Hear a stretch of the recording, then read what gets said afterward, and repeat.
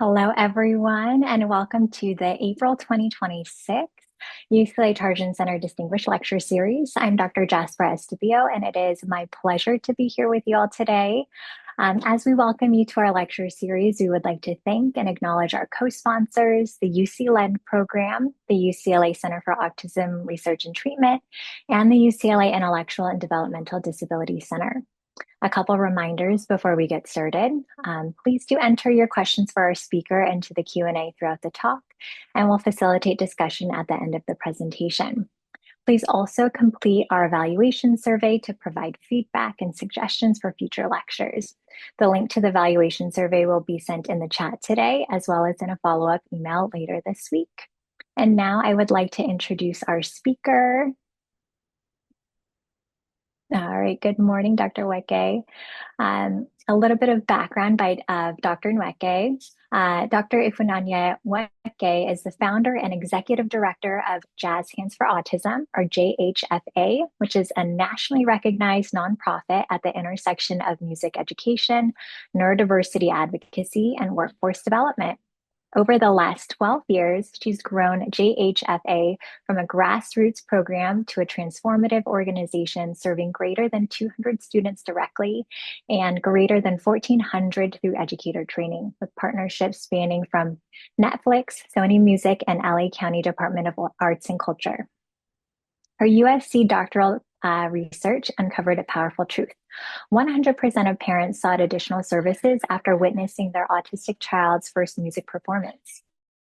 Finding that belief determines access and access determines outcomes now drives the Jazz Hands Educator Training, which is JHET program. Her 4-tier educator certification system scaling to train 700 music educators by 2027 and to impact greater than 45,000 students by 2031.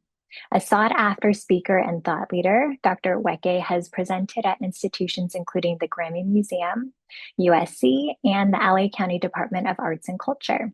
Today, she will present on You Can't Have Inclusion Without Music, how performance-based music education transforms outcomes for autistic learners and creates systems-level change.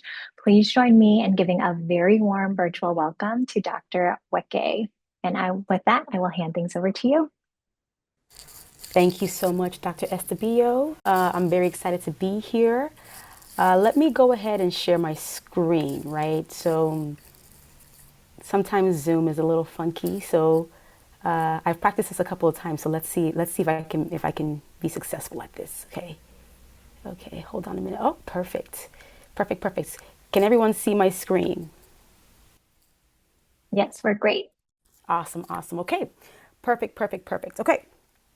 I like to start with song because music is the foundation of the topic here today. So I've been hoping, I've been praying, I've been wanting and desiring, I've been wishing, I've been dreaming, I've been longing for that one day when I finally can see what I've been placed on this earth for. I can know what my purpose will be. Maybe it'll be to make a change.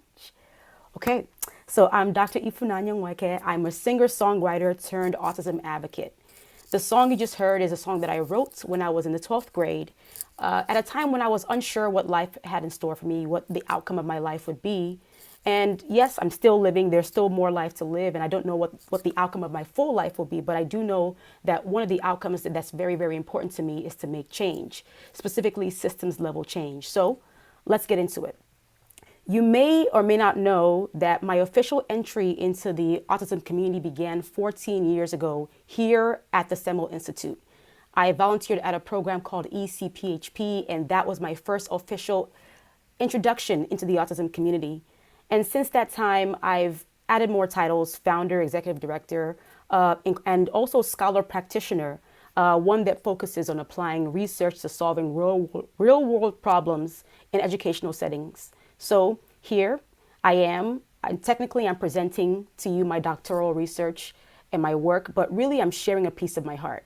And today I want to talk to you all about music education, specifically that which includes music performance, and why now is a time to prioritize it as an intervention for autistic youth and adults. Okay. This next slide, this is a picture from one of our concerts, specifically our 10-year anniversary. And as you can see, our musicians are on stage, very, very confident, singing their hearts out in front of a very, very supportive audience. So this is just to illustrate how Jazz Hands and the organization that I've run kind of frames my research and has a feedback loop from research to practice, right? So let's talk numbers. There's a conversion crisis that I don't think we're paying enough attention to. The first one may not surprise you. So 1 in 31 US children are on the autism spectrum, right? This is a 120% increase since 2012. That's 120% in 14 years. That's almost 10% per year and 3 times the annual inflation rate of 3.3%. In addition to that, less than 35% of students with disabilities are included in high school music classes. Almost half of US states report music teacher shortages since 2020 specifically, and many of those teachers who are employed lack the skills to engage their neurodivergent students. And how do I know this? Because less than 25% of music teachers indicate that their bachelor's degree provides adequate training to work with students who have special needs. So we're looking at all these numbers, yet volumes of research show that music improves neuroplasticity, academic achievement, and overall outcomes across all developmental domains. So the stakes are very high. And this is even more so high for autistic youth and adults from communities of color. And this is essentially the group that my doctoral research focused on.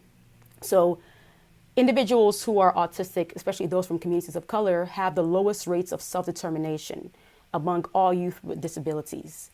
They have the poorest lifespan outcomes in education, employment, and independence. And this one may or may not surprise you, but regional centers serving primarily communities of color have historically authorized the lowest purchase of services, even as recently as 2025.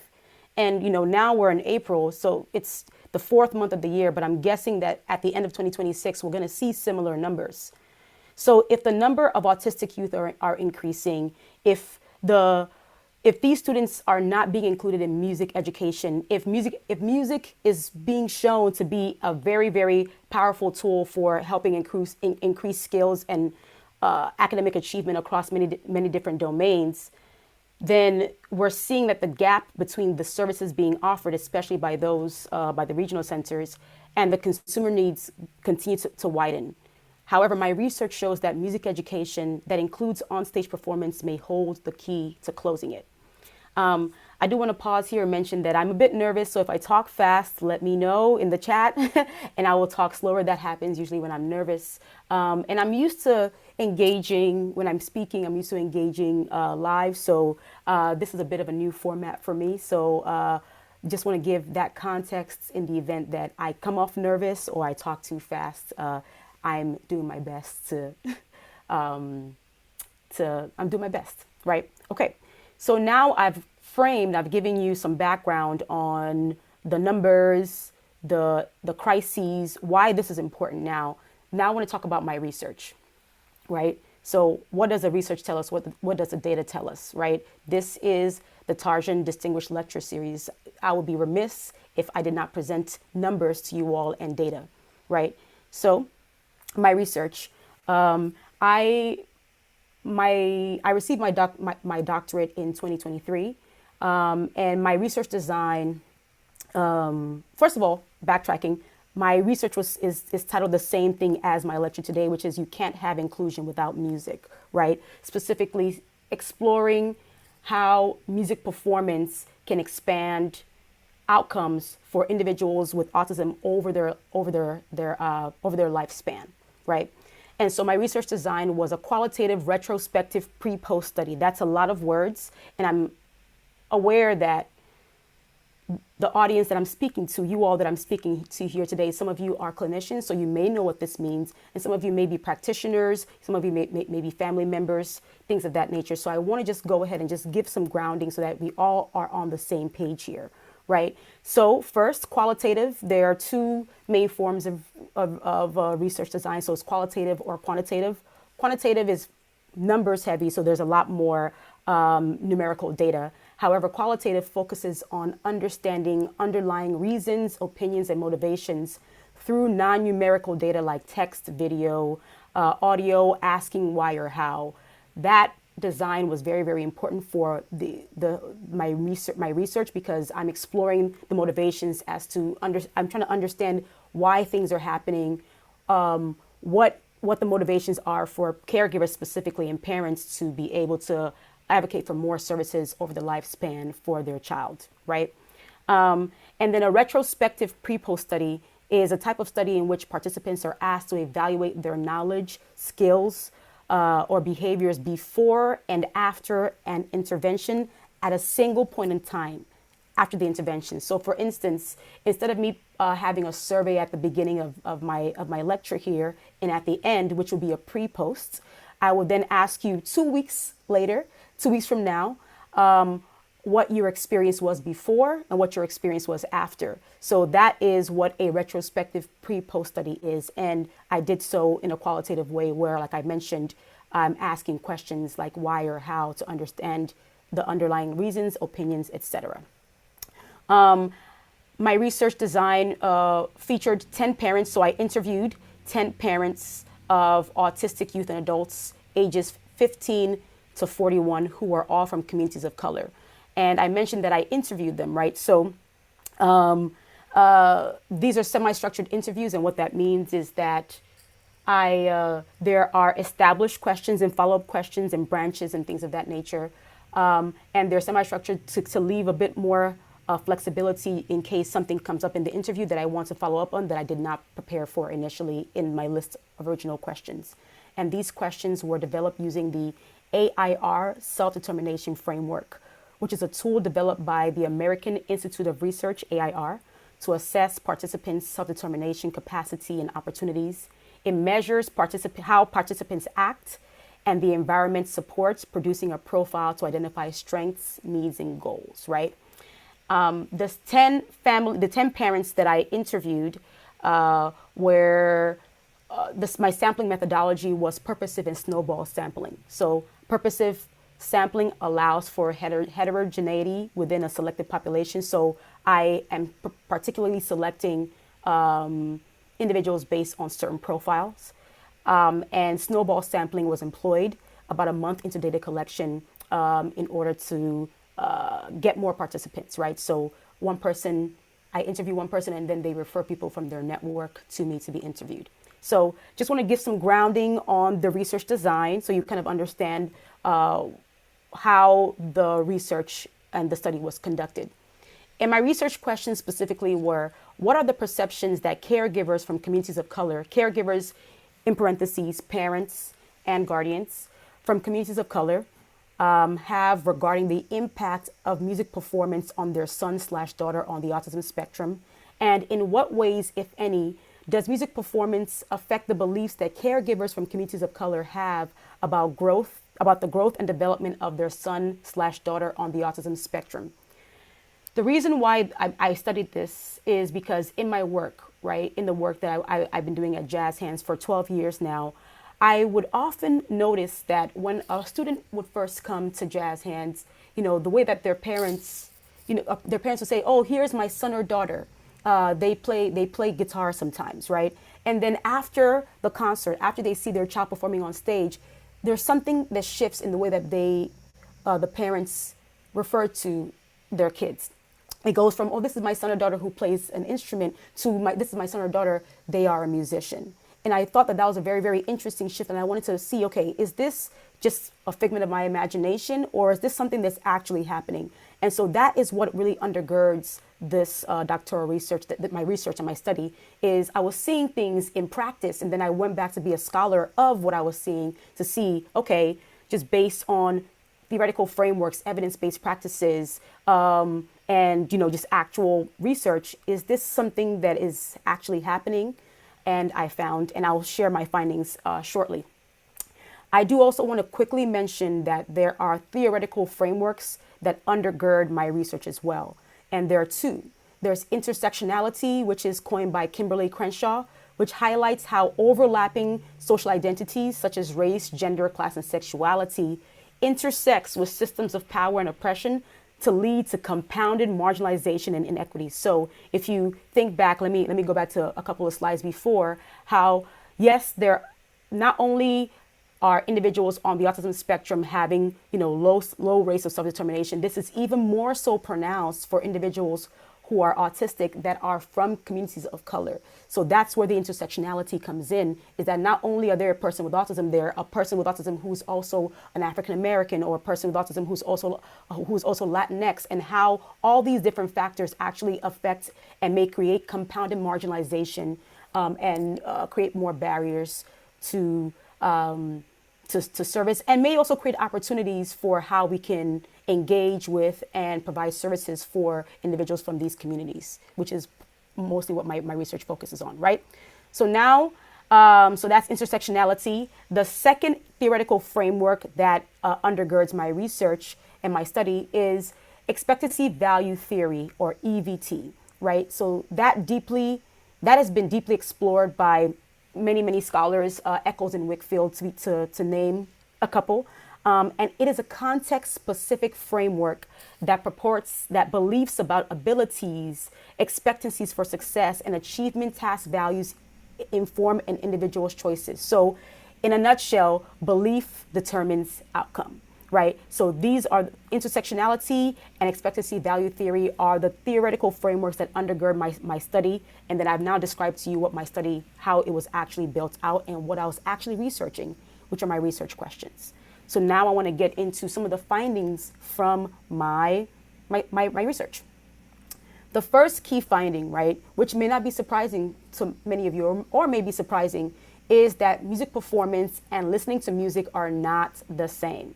And, many times we talk about music and, we talk about education, or we talk about, just receiving music as an intervention, as a therapy, but there's something else that happens when a person is actually performing music beyond just listening to music, right? And so one of the key findings that I have is that 70% of parents that I interviewed perceived that performance provided significantly more benefits than passive listening, right? And let me pause here, right? I'm sure you're probably wondering, why am I focusing on parents? Why music? Why communities of color? Why all these things? So the reason why I'm focusing on caregivers, in parentheses, once again, parents and guardians, is that they play a major role in the types of activities that individuals, youth specifically, participate in as they transition into adulthood. This is even more so pronounced for individuals who are autistic, right? For many individuals who have autism, their parents are a big part of accessing resources many times into their adulthood, for their entire lifespan. So caregivers are a really, really big gateway into a yes or no when it comes to services. Now, why music, right? So I explained earlier in my previous slides, let's just go back there so you can see that music improves neuroplasticity, academic achievement, and overall outcomes. But let me tell you some more information, right? Okay, hold on. Okay, there we go. So music performance specifically requires complex cognitive abilities, including self-scaffolding in the form of understanding sequences of actions, understanding hierarchical structure of activities. So this comes first, and then this next, and then this next. Time management. So, okay, so this comes first, this comes next. Okay, but I have to do this within this amount of time. And then I have to be the one to do it, right? And then simultaneous planning and execution of tasks. So there's so much happening when you're performing music. There's so many skills that are being displayed in many times a 5-minute or a 10-minute performance. So many skills are being displayed during that time, right? And then why communities of color? So going back to my theoretical framework of intersectionality, one thing that I found is that in many communities of color, music is both an easily accessible cultural asset and a mainstay in activities of daily living. So many families, all the families actually that I interviewed, they had music as just a big part of just their day-to-day activities. So whether it's relieving stress or gathering community or, church on Sundays or whatever that may be, music is a very, very accessible and very ever present, what's the word? Omnipresent, let's say it's omnipresent cultural asset in many communities of color. And so if this is something that many individuals who are autistic from communities of color already have access to in their day-to-day activities, why are we not creating more opportunities for them to tap into that and use that as a tool to gain skills and be part of their communities at large, right? So just wanted to give some context on that. But my key finding is that music performance specifically, parents, the caregivers and the slash caregivers, parents, guardians that I interviewed perceive that performance once again provided significantly more benefits than passive listening. It provides more enjoyment, a better outlet for expression, increased focus, and active engagement. So, for instance, one of the quotes that a parent mentioned during the interview is when they were speaking about their child, they said he was in his element. He probably had tantrums up until the time he was 22 or 23. And I'm talking serious meltdowns, tantrums. But if he was in performance mode at a concert, he was focused, he would sit, he was focused, right? So that's key finding number one. Music performance is not the same as listening to music, and more so, music performance is found to provide significantly more benefits than just passive listening. Key finding number two, there were, in addition to the time management, understanding hierarchical structures of tasks, right? There was something else that was happening when parents were seeing their child performing on stage, right? Especially that first time. 100% of the parents that I interviewed were pleasantly surprised by the skills that their child displayed during that first performance. And to sum it all up, parents all saw resilience being displayed on stage, which is a very, very important concepts when it comes to understanding and seeing someone as increasingly capable in many different domains, right? So courage, confidence, executive functioning. One parent said, she's brave to stand there with a lot of people. She's composed. On stage, she's almost like a different person. She's fearless, witty, and confident. They noticed that they saw their child display organization, memorization, preparation, and even theory of mind. So when performing alongside other people, they noticed that he celebrates the improvement in fellow musicians. And some of you may or may not know that for many, many years, it was said that individuals who are autistic do not have something called theory of mind, which is the ability to understand the emotions of somebody else. And we're seeing that may not be the case, right? So that's key finding number two, that parents were pleasantly surprised to see their child display various different skills that all kind of coalesced into a word that we're going to say resilience, right? The third finding is social capital. And this is another place where there was a big perception shift, right? Parents highlighted that their child performing music and preparing for that performance was a big pathway into making friends and growing their social capital. So like it says here, 100% of parents highlighted that friend making was a critical social benefit of music performance. And in my research, I found two pathways to friendship.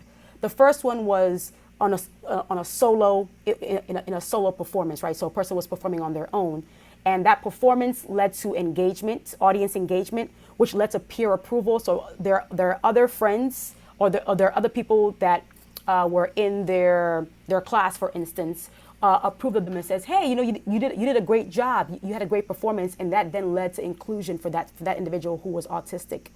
The second theme was performing as an ensemble. So participating in an ensemble helps grow their collective resilience. So there was individual resilience and then there's collective resilience. So it grew their collective resilience because they overcame challenges together. And that process of overcoming challenges together led to friendships. We've also seen that at Jazz Hands for Autism, where we have individuals that have formed bands, and these bands, yes, they're performing, but they're also meeting every week, and they're developing, they're working through sets together, and they're navigating some of the challenges of, okay, time management. I have to be early because I'm here with my band, so on and so forth. Or how do we put together a set list for us to perform at the Mint, for instance? So we're seeing that not only is music performance, does it provide a lot more benefits than listening to music, it provides it provides individual resilience, and also helps grow collective resilience, which leads to social capital, right? And then the fourth finding was with all these, so finding number one, music performance has a lot more benefits than just passive listening. Number two, there was individual resilience seen in the display of various skills. Number three, collective resilience and social capital. And that all led to number four, which is after parents saw their child perform on stage for the first time, 90% of them shifted their perception of their child's future possibilities. So after that first performance, parents were like, oh, wow, my child can do so much more. It went from, oh, my child has challenges to, no, my child can do so much more, because they've seen them display resilience. They've seen them display individual resilience, collective resilience, and various different executive skills on stage. And then after that, 100% of these parents sought additional opportunities and services for their child. So them seeing their child performing on stage for just 4 to 5 minutes completely altered the way that they see their child. And that changed along the lifespan it changed how they advocated for services for their child. So music performance created a compressed timeline where skills, like I mentioned earlier, the individual and collective resilience, that typically takes so much more time to observe, were displayed in a very, very short timeline, 4 to 5 minutes. And that visible display of resilience became the anchor that altered their caregivers, i.e. parents and guardians, perceptions of their ability. Their ability, meaning the individuals who are autistic, and those perceptions, those shifted perceptions in their caregivers, once again, i.e. parents and guardians, directly determine the scope of services that were made available to the individuals post that first performance. So now imagine consistent performances where parents can then see growth over time, right? So it may seem as if it's just a small thing. Oh yes, they're performing on stage, but it has very, very far-reaching impacts, right? And so not only did I find these findings from my own personal doctoral research, we're also seeing it at Jazz Hands for Autism. So I haven't talked too much about that, but I'll get into that a little bit. This next slide is more longitudinal data from Jazz Hands for Autism. And just some background about Jazz Hands, we've been operating for 12 years, right? So we first started out as a performance platform. That was the original program that Jazz Hands offered. And from then we grew into providing education that still culminated in a performance, right?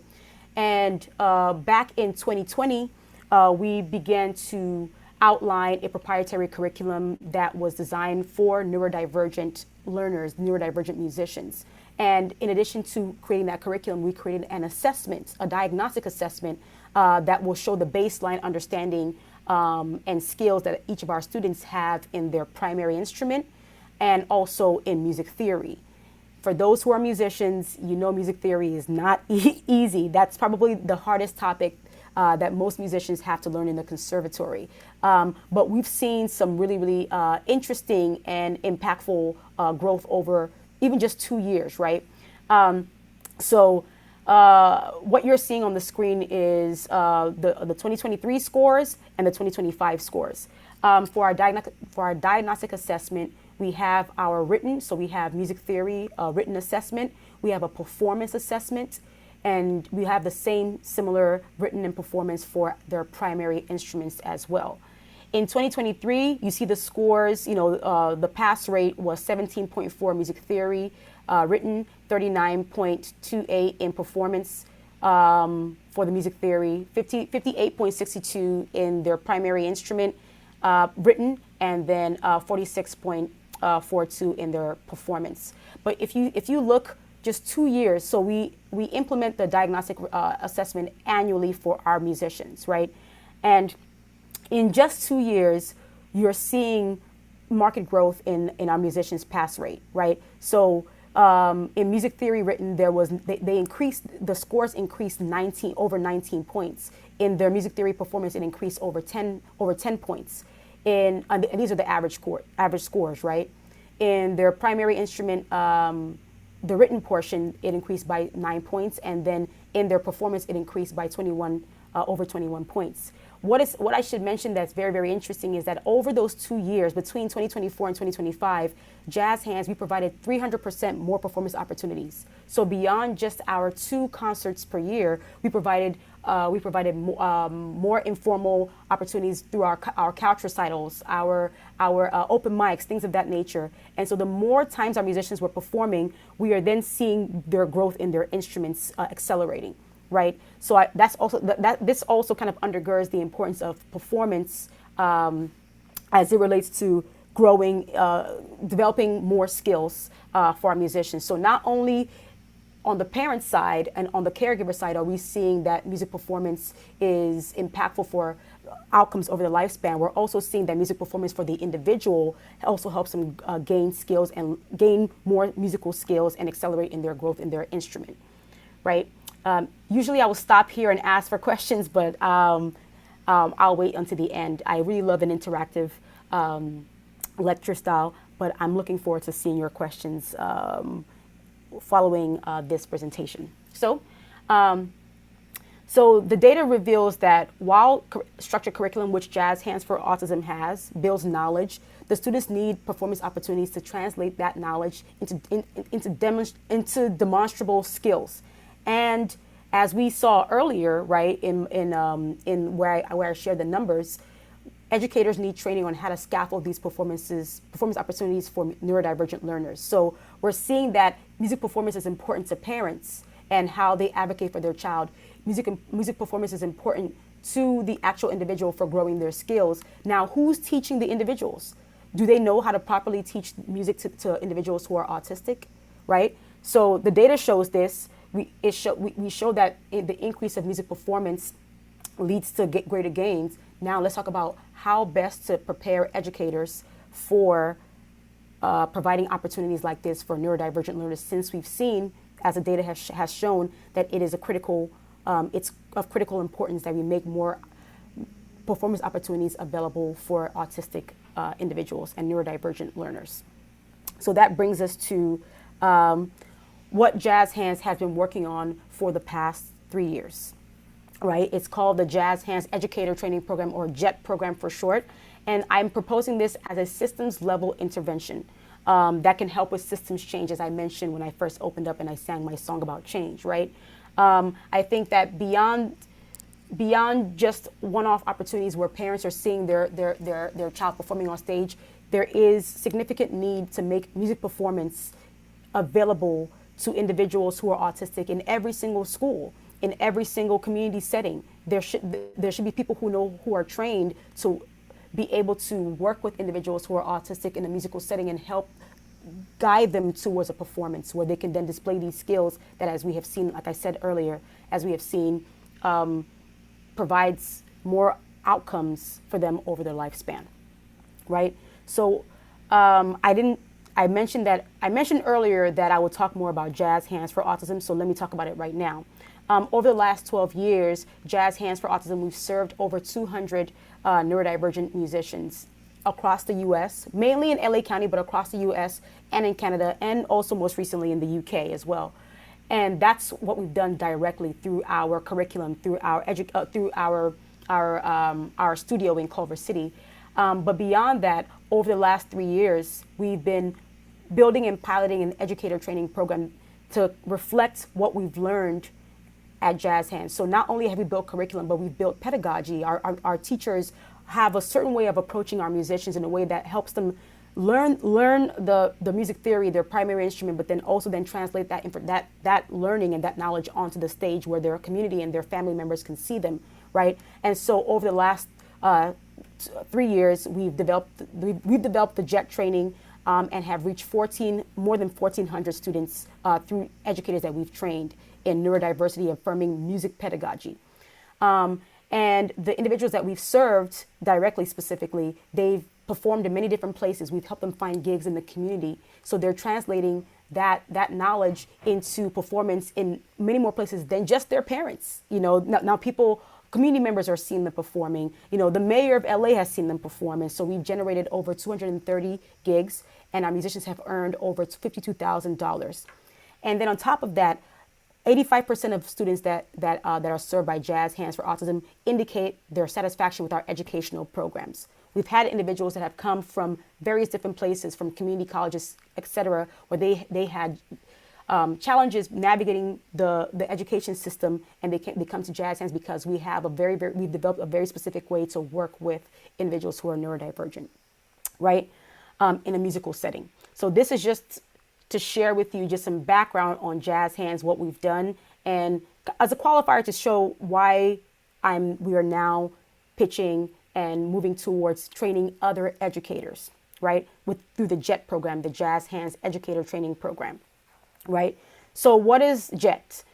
The Jazz Hands Educator Training Program aims to solve critical gaps in music and arts education for individuals who are neurodivergent. Once again, what I've shared earlier frames why music education that ends and that culminates or has a portion that has music performance is very, very critical for neurodivergent, especially individuals who are autistic.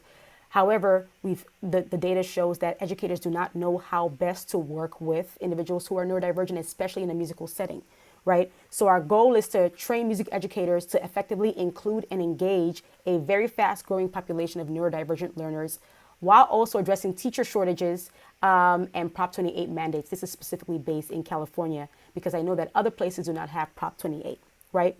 And the JET program is a 4-tiered evidence-based certification that's grounded in UDL, Universal Design for Learning, Socio-Emotional Learning, or SEL, ABA, or Applied Behavioral Analysis. And JET builds a pipeline of inclusive arts educators and teaching artists who will serve to expand access, equity, and opportunity across classrooms and creative industries. So the 4-tier model is JET 1. So, and JHET, we pronounce it as JET, right? So that's a 1 to 2 day training, 1 to 2 day professional development training. Then JET 2 is a much more robust 12 to 24 week practicum that includes shadowing and fidelity checks. So not only will JET 2 trained and certified educators come in and watch already JET certified educators, but they will also receive fidelity checks in their own classrooms as they're teaching to ensure that their teaching is inclusive, is accessible, and aligns with many of the pedagogical frameworks that we have shared. JET 3 includes that, but also offers a la carte access to Jazz Hands curriculum that is designed with the neurodivergent learner in mind, right? So we've spoken to many different music educators across LA County, and one thing that they often say is, well, two things that they say is that they need support in working with their neurodivergent students, and the second thing is they need tools to actually work with their students in a way that doesn't require them to develop lesson plans every single class for each person, right?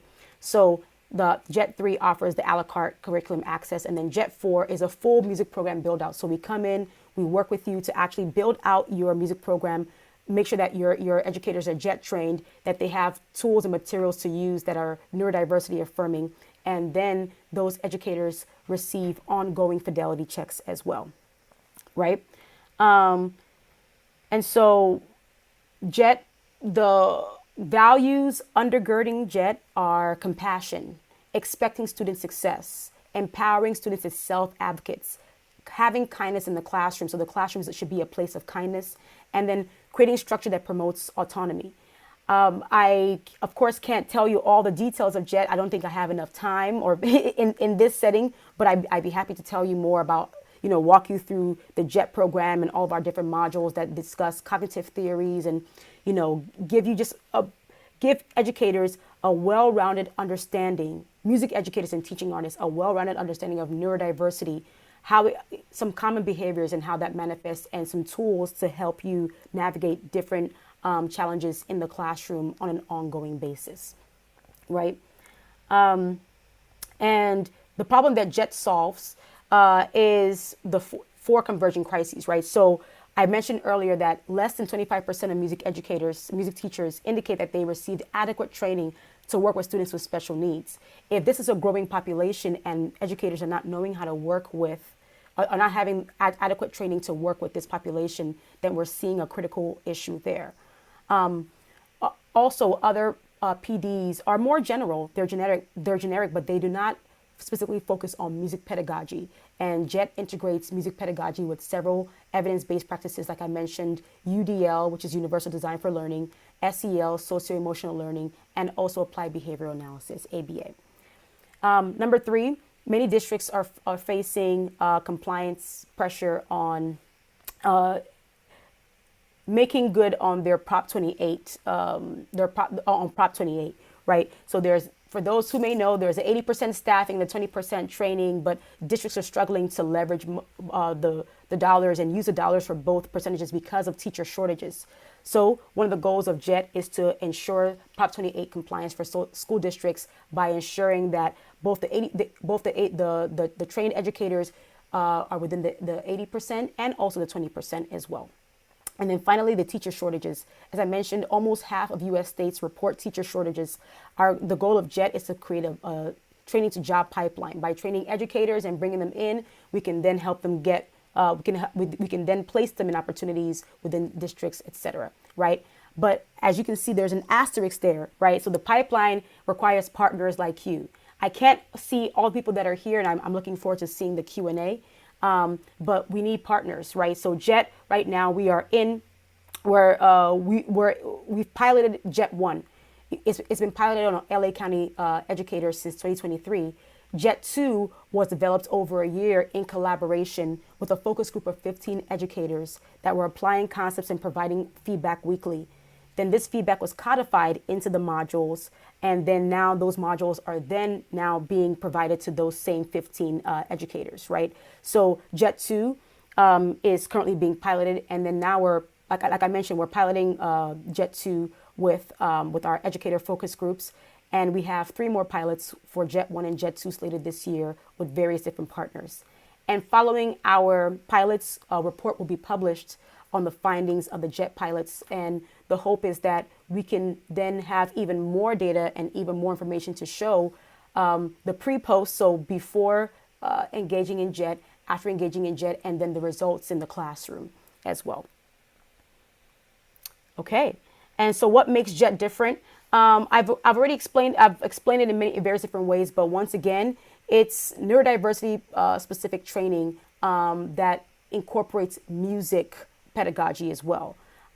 We provide the music we provide the practicum, so the shadowing and the ongoing fidelity checks, and then we are developing a JET directory and partner network, which once again is important that you are an important part of that partner network.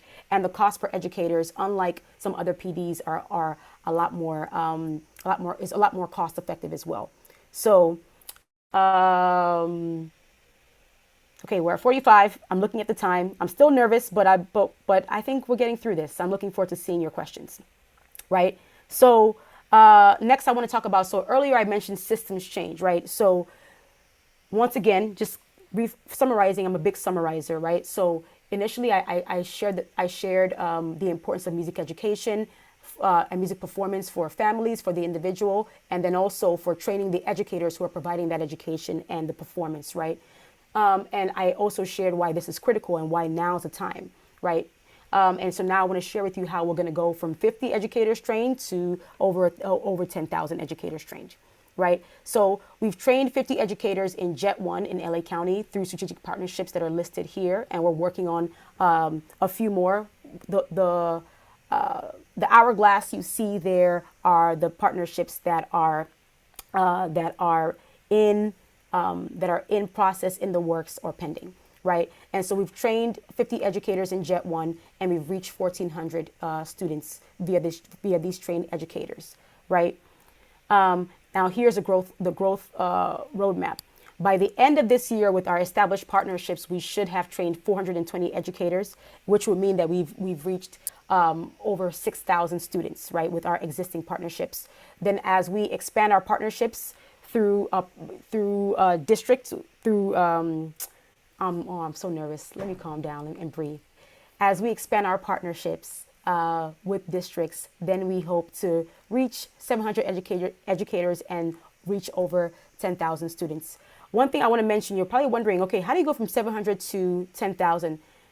The way that, here's the math behind that, right? If each trained educator only works with 15 students per year, or that year, and we train 700 educators, that's over 10,500 people that are served, right? If they only serve 15 students, which is a very, very modest multiplier.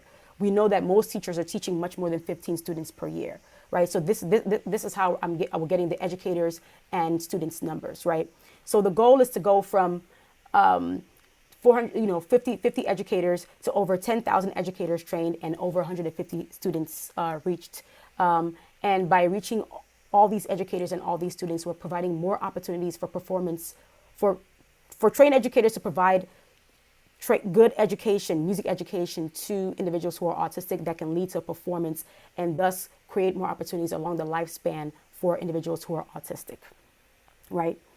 And for the economic and cultural impact, so for educators, it increases their confidence and their inclusion, confidence in including their students who are autistic in their classes. We create a training to job pipeline pending partners. We provide CEUs pending partners. For students, we are able to reach over 10,000 by the end of 2027. For districts, by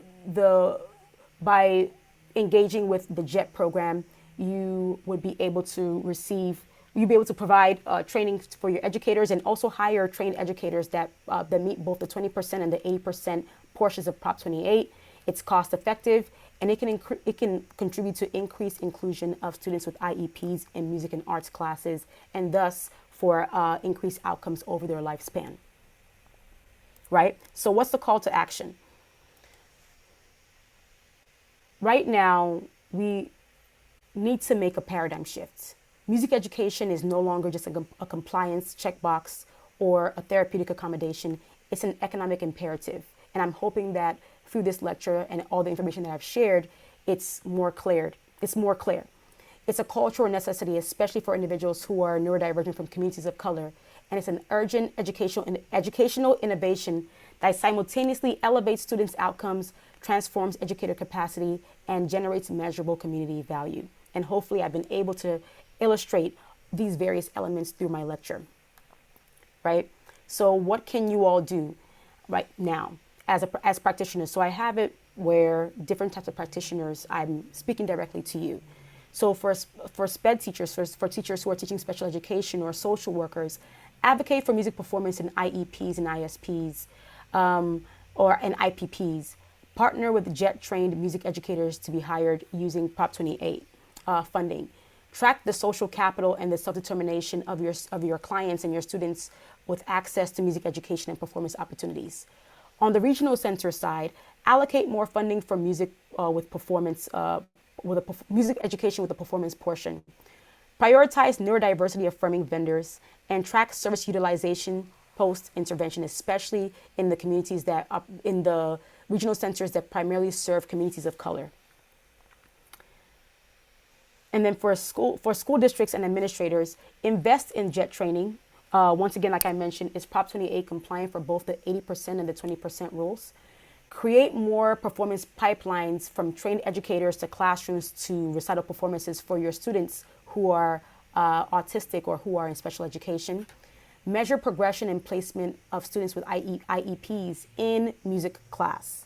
And then for mental health professionals and doctors, prescribe music performance as an evidence-based intervention. Educate families on the social resilience pathway that I mentioned earlier. Theme 1 is for individuals who perform solo, and theme 2 is for individuals who perform as an ensemble, which leads to collective resilience. And then collaborate on interdisciplinary treatment plans, right? And so here is just some information on how you can reach. You can reach me, especially regarding the JET program. We're of course looking for partners. You know, if you are the principal of a school, we want to come in and we want to talk to your educators. If you are a principal or a district leader, hire individuals that have been jet trained, and then we need institutional partners for systemic change. So, you know, how do we build the requirement for neurodiversity affirming music education into the requirements for educators in schools, right? And so, just to kind of close out, 12 years ago, well, really actually 14 years ago, I watched a video of a non-speaking autistic man who sang beautifully because he had perfect pitch. And I asked why he could sing when speaking was a challenge for him. And I asked myself, could music be an untapped tool? That framed my interest in the intersection of music and autism many, many years ago. And today, I'm hoping that the data that I shared answers yes. But not just music, but specifically music performance. Because when parents, caregivers, and providers see their children, loved ones, and clients display courage, resilience, and social connection on stage, it doesn't just change a moment, it changes what they believe is possible. So, in summary, belief determines outcome. Belief determines access, and access determines outcome. So the question is not whether we can make music education accessible. The question is, can we afford not to? Right? And this is a picture from one of our recent Jazz Hands concerts. And you know, this includes our staff, our musicians, our board. You know, and this is after they have triumphed, after they triumphantly performed at the concert. So thank you for listening to my lecture. And I have references here. The slides will be made available. So if you're wondering where all the information I got, you know, that was in this lecture came from, you can find it here. In addition to that, you also see my dissertation is number 16. You can feel free to read it. There's a link there that gives you a lot more information about what I researched. I condensed a lot of it into very, very few slides. And then finally, Jazz Hands, we do have a concert coming up on May 23rd, and I would love to invite you all. I'll put the link in the chat. Hopefully that works. And if you would like to attend the concert. And then finally, before you go, I would love to hear your feedback on my lecture. I will say that this is my first, I've guest lectured in several places, but this is my first time providing a lecture in this format. And the Tarjan Center is a very esteemed and renowned lecture series. So I would love to hear your feedback on how I did today and how I can improve my presentation for future opportunities. The first link I sent is the concert invitation, and then the second link I sent is a link to a survey that I would love for you to give me feedback on my lecture. And with that, I'm going to stop sharing. Thank you so much. Really appreciate the time. Of course. Well, thank you, Dr. Nweke. And I just really appreciated your talk, and it described not only the importance of performance-based music education and educator training, it really gave us some practical and supports in our call to action. Firstly, I want to thank you for starting off with song and sharing your voice with us. I think that's the first time that's happened in our lecture series, and so I'm here for it. I love it.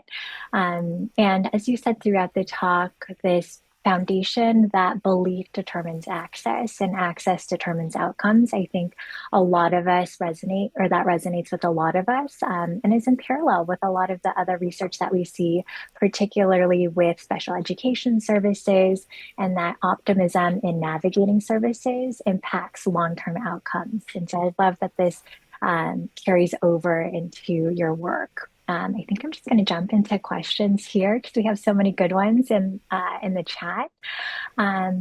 Let's start with this one. So Dr. Nweke, how have you seen individuals and parents introduce and encourage young individuals to take up music instruments? Okay, so how do we spark interest in music performance and education? So you know what's interesting? I think music performance, I think there's a feedback loop there, right? So I think even for parents, maybe taking their child to a concert to first receive and see other people performing on stage can be a first entry point into taking up instruments. And then, other ways to do that is also just bringing an instrument home. I always recommend, if your child, especially your child with autism, doesn't hasn't played any instruments, just bring home three. Bring home a small keyboard, something maybe like a drum or a xylophone, and then a guitar. The reason I picked those three things is that the xylophone, it has both tactile and also auditory input. So you hit it, you receive some information. You hit the green one and it's a C or something, and you hit the other one and it's an A. So you hear the difference, and so the child is able to have both the tactile and also the auditory input, and that could be a great way to introduce them to music. And if they don't take to that, the piano is also another place where you can see and also hear at the same time. And guitar, for some people, that could be a good entry point. For others, it may be challenging because of all the fine motor skills required to actually get into the instrument. So I think it depends, but my suggestions would be to take your child to a concert. Of course, keeping in mind their sensory sensitivities, and also just bringing some instruments home, like a xylophone, a keyboard, or even a small drum. Absolutely, right? Exposure and creating an environment where there's just lots of opportunities for music. I love that. And as a former competitive pianist myself in my own childhood, I really appreciated on the difference between performance and just listening to music.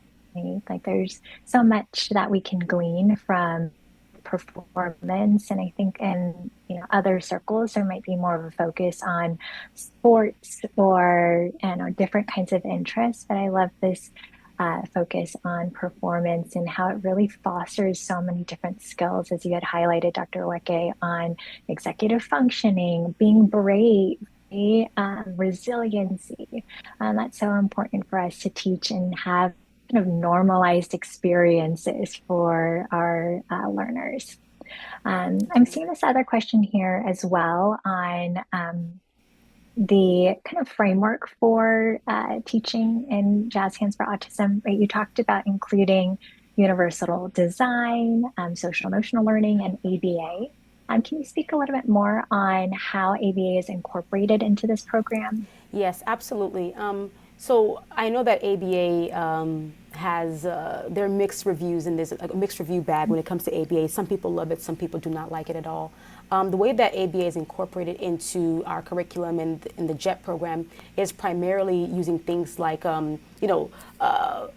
agenda. So priming, things like priming and things of that nature. So I think that there are some elements that, in my opinion, and this, I don't know how educated this opinion is, I think ABA tends to work better for children than adults, but there are elements of ABA that can be applied along the lifespan, like I mentioned, like things like priming, even using timers, because these are things that help reduce anxiety. We found helps reduce anxiety for individuals who are autistic.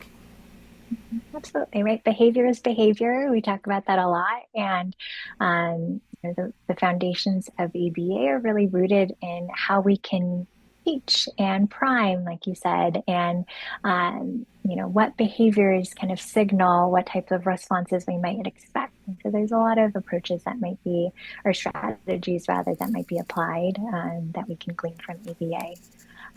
Maybe we can sneak in one more question. I know we're at the hour, but any I know this focus on in JET is on educator training. Are there any resources that you can share, Dr. Wicke, for parents, or how parents might be able to, in parallel, become a part of Jazz Hands for Autism? Let me make sure I'm understanding. I don't know if I fully understood your question. Do you mind just asking that one more time? Sure. What can parents do to get involved? Okay.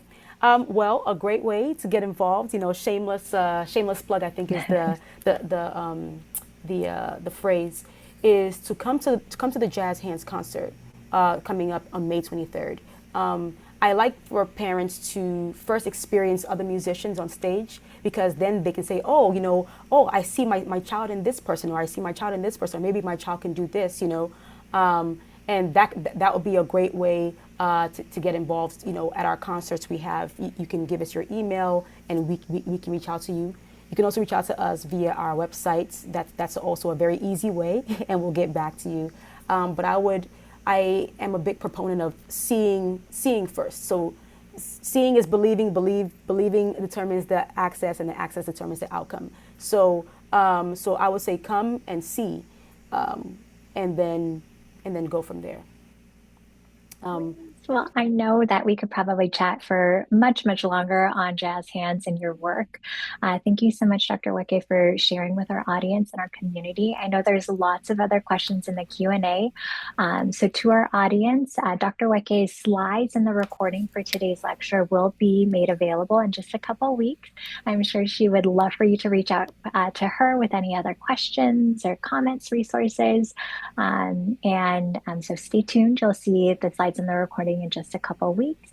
And with that, I would like to thank you, Dr. Wecke, on behalf of the Tarjan Center and our community for sharing about your important work and for continuing to support autistic learners. Thank you so much for being here today. We truly appreciate it. And with that, Yes. I will let our audience go. Thank you, everyone. Happy Autism Acceptance Month and Autism Empowerment Month to all. And thank you all for being here. We'll see you all next month. All right. Goodbye, everyone. Thank you. Bye.